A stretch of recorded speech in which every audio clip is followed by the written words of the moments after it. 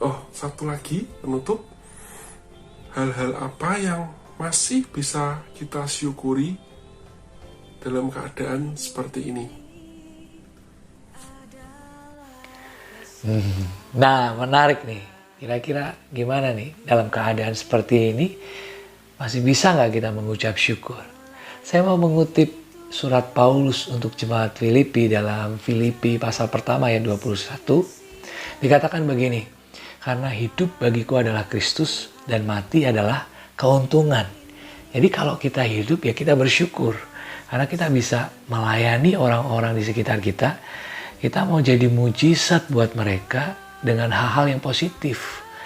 Kalau kita diberi berkat lebih, kita bisa donasikan itu untuk menolong mereka yang membutuhkan. Karena ada banyak orang kehilangan pekerjaan. Karena banyak orang kehilangan mata pencaharian. Nah, kita bisa gunakan apa yang kita punya untuk jadi berkat buat mereka.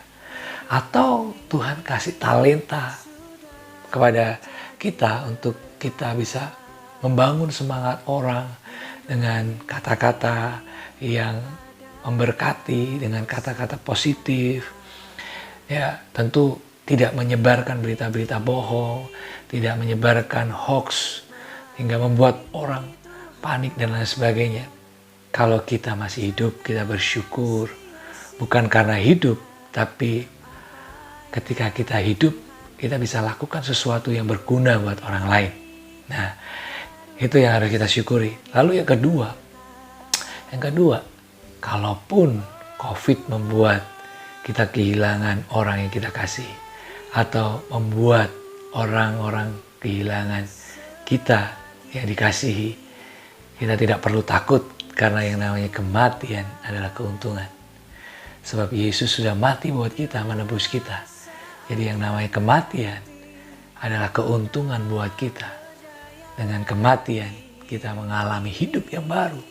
Ada sukacita yang Tuhan beri karena kita berjumpa dengan Bapa kita di surga. Jadi mengucap syukur dalam segala hal. Dalam keadaan yang sulit pun kita masih bisa mengucap syukur. Karena Tuhan beserta dengan kita. Oke.